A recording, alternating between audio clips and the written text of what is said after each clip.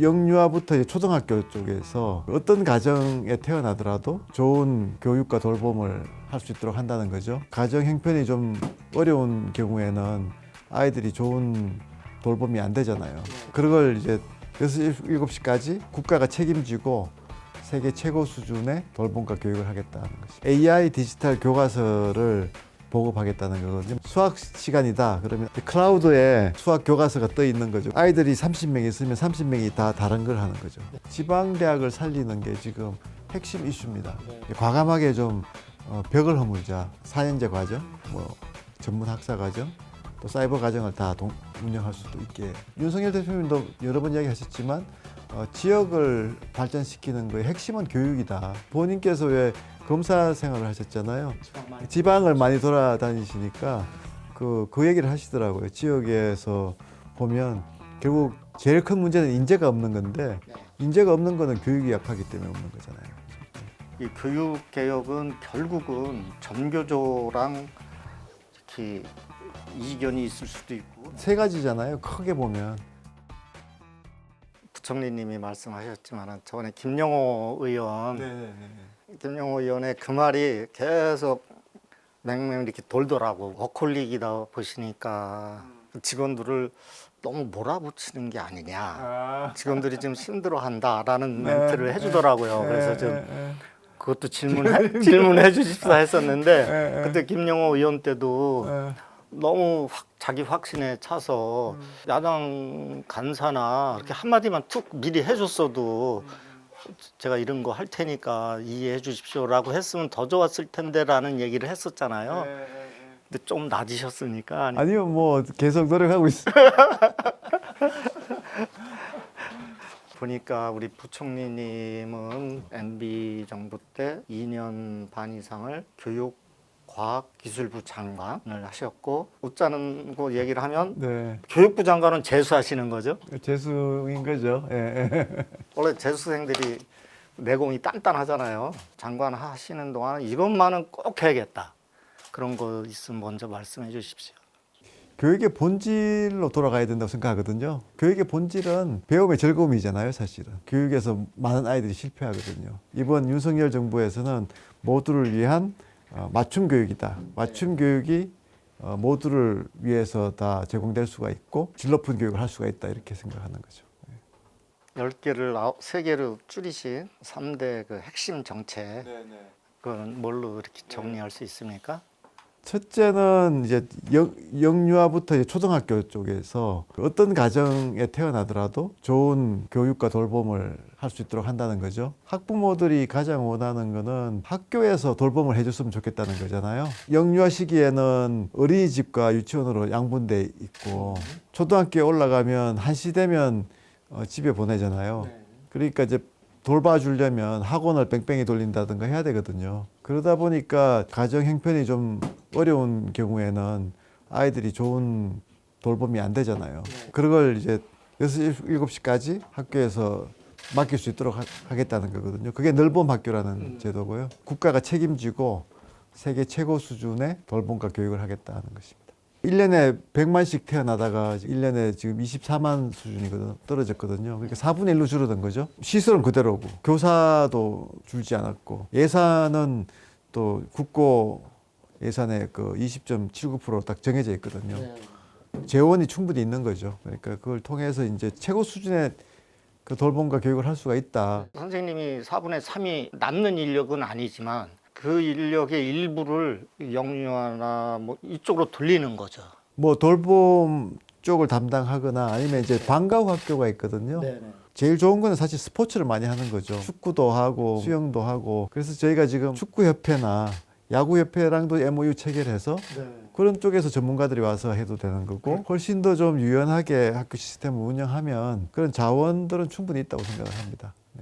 두 번째는 디지털 대전환이죠. 디지털 기술이 도입되는 것과 더불어 사람들이 그거를 잘 활용해야 되는 부분이 있는 거죠. 자라는 세대가 이걸 학습하지 않으면 그러면 어떻게 보면 이제 쓸모없는 역량을 키우는 거거든요. 지금 당장 우리가 아이들한테 좋은 답을 써봐라 하는 거 있잖아요.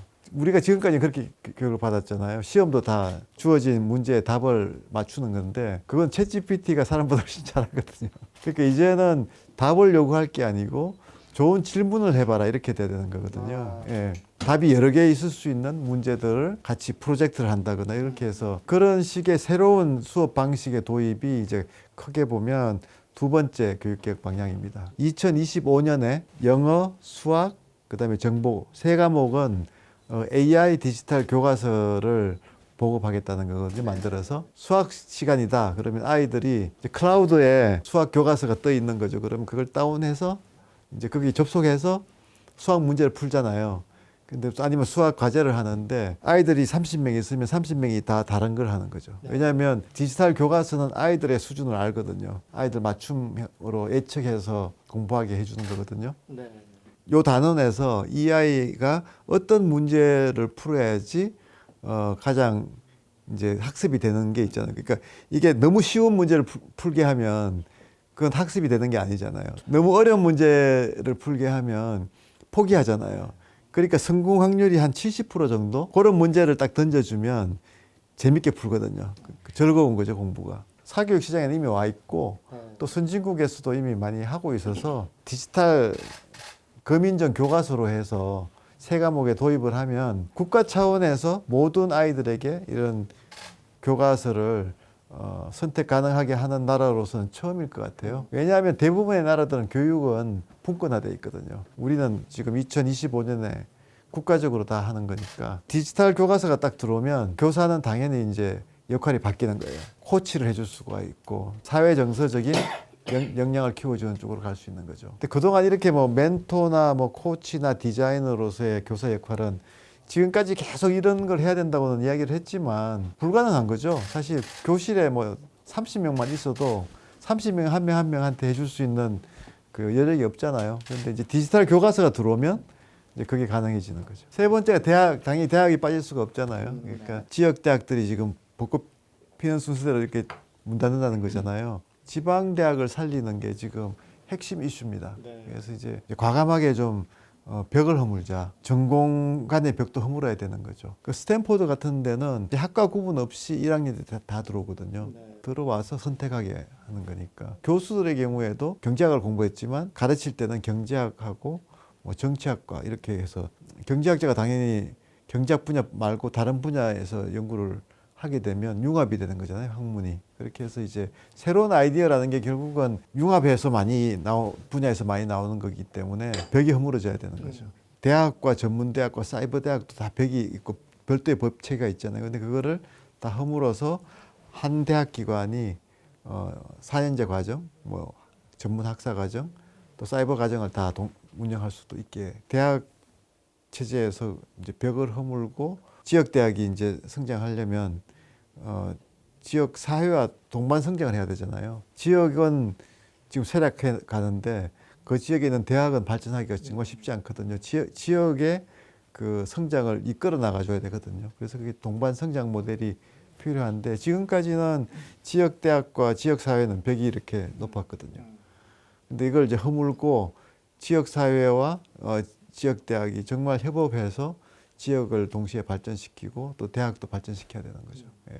선진국에 있는 이제 좋은 대학들은 정말 대학이 먹여 살리는 지역들이 진짜 많거든요. 일자리도 많이 창출하고. 근데 지금은 지역의 대학들이 3번 인재들을 뺏긴다는 거거든요. 고등학교 졸업하고 수도권으로 가고 다니다가 또 편입해서 또 올라가고. 취직해야 되니까. 예. 네. 졸업하고도 또 지역에 머물지 않고 올라간다는 거거든요. 예. 지역 대학이 이제 지역 사회와 벽을 허물어서 같이 동반 성장을 이제 디자인하고 같이 실행을 하게 되면 이제 지역의 인재들이 지역에 남게 되는 거죠. 윤석열 대통령도 여러 번 이야기하셨지만 지역을 발전시키는 거의 핵심은 교육이다. 그동안 교육의 힘이 약해졌기 때문에 이제 지방이 소멸되고 있는 거였거든요. 본인께서 왜 검사 생활을 하셨잖아요. 지방을 많이 돌아다니시니까 지역에서 보면 제일 큰 문제는 인재가 없는 건데 인재가 없는 거는 교육이 약하기 때문에 없는 거잖아요. 그죠? 예. 대학 간 벽을 허물로써 특히 지역 발전이나 네, 네, 네. 이 지역 그 인재 저수지에 물이 많이 차야 되고 네. 그 라이즈 예, 지역 예. 혁신 중심 대학 지원 체계 글로컬 대학을 말씀을 전에도 많이 하셨더라고요. 네, 네, 네. 조금 더 구체적으로 지금 네. 말씀하신 거에 네. 라이즈하고 글로컬하고 연결해서 설명을 해주신다면 네. 어떤 방식? 라이즈라는 거는 이제 지역 대학이 지역과 동반 성장을 하려면 일단은 지자체에 지역 정부에 권한을 줘야 되잖아요. 네. 교육부가 지역 대학에 내려드리는 전체 액수가 한 4조가 넘으니까요. 그중에 절반인 2조를 이제 2025년에 지방 정부에 이양하겠다는 거거든요. 지역 대학은 지역에 맞는 이제 혁신이 일어나야 되는 거니까 중앙 정부가 지역 대학의 그런 비전을 보고 우리가 맞춰줘야 되는 거잖아요. 네. 비전은 5페이지에 담으라고 했어요. 혁신 비전을 5쪽에도 충분히 담을 수 있거든요. 그리고 그 비전을 담을 때 현재 교육부의 규제나 정책 뭐가 문제이기 때문에 우리가 이걸 달성하지 못한다는까지 써주면 교육부가 변화하겠다. 뭐 어떤 데는 뭐 출연연하고 통합하겠다. 그러면 큰 변화거든요. 출연연 예산이 대학만큼 되니까 그러면 갑자기 이제 연구 역량이 2배로 뛰어오릅니다. 아니면 지역에 국립대학이 여러 개가 있는데 다 통합해서 그 캘리포니아 시스템이라고 하거든요. UC 버클리가 있고 뭐 UC 얼반이 있고 대학들은 따로따로 캠퍼스가 있지만 하나의 이제 가버넌스로 통합돼서 시스템적으로 움직이기 때문에 학생들이 훨씬 더 좋은 교육을 받거든요. 글로벌 수준의 지역 동반 성장을 이끌 지역 대학을 우리가 글로컬 대학이라고 이야기를 하고 글로컬 대학을 한 30개만 윤석열 정부 기간 동안 만들 수 있어도 우리는 성공한 거다 이렇게 생각을 합니다. 네. 이 교육 개혁은 결국은 전교조랑 이견이 있을 수도 있고 전교조랑 같이 가야 되면 세 가지잖아요. 크게 보면 0세에서 11세까지 이제 교육과 돌봄을 국가가 책임지겠다는 그 큰 방향은 공감이 있거든요. 문재인 정부 때도 돌봄을 많이 학교에 넣으려고 했었고요. 그리고 디지털 대전환은 앞에서도 얘기했지만 17개 시도 교육감님들이 다 하시겠다고 하는 거고 좌우 관계없이 종교지 출신 교육감님도 하시겠다고 하는 거거든요. 디지털 교과서를 이제 제도를 도입하는 게 제일 중요하지만 그보다 더 중요한 거는 사실은 교사 연수를 하는 거거든요. 선도교사를 빨리 양성하고 선도교사들이 이제 터치교사단이라고 저희들이 이름을 지었는데요. 터치교사단들이 동료 교사들을 연수를 하게 되면 우리 교사들이 수준이 높거든요. 선진국에 비해서. 사실은 그동안 입시 변화가 많이 실패했던 이유는 학교에서 그걸 흡수를 못했거든요. 만약에 교사 역할이 바뀌고 교과서가 바뀌고 아이들이 수업하는 게 바뀌면 입시도 많이 바꿀 수 있는 거죠. 좋은 시험이라는 거는 수업과 평가가 결합되는 거거든요. 평가와 그 학습이 결합된 모델이에요. AI 교과서가 벌써. 그렇기 때문에 그 평가의 새로운 시도가 굉장히 이제 쉬워집니다. 그렇게 되면. 결국은 그 바람직한 입시 변화 를 할 수 있는 체질을 강화시키는 거다. 지역의 대학을 살리는 거, 또 벽을 허무는 거, 물론 뭐 또 반대가 있을 수 있지만 그게 뭐 어떻게 보면 지역을 살리는 유일한 또 방법이고 1년에 많은 대학들이 지금 이제 무너질 건데 그런 상황에서 위기를 기회로 만들려는 전략이기 때문에 다른 개혁은 뭐 갈등이 있을 수도 있고 뭐 그렇지만 교육개혁만큼은 좀 최대한 좀 갈등을 최소화하고 함께 가야 된다고 생각을 합니다.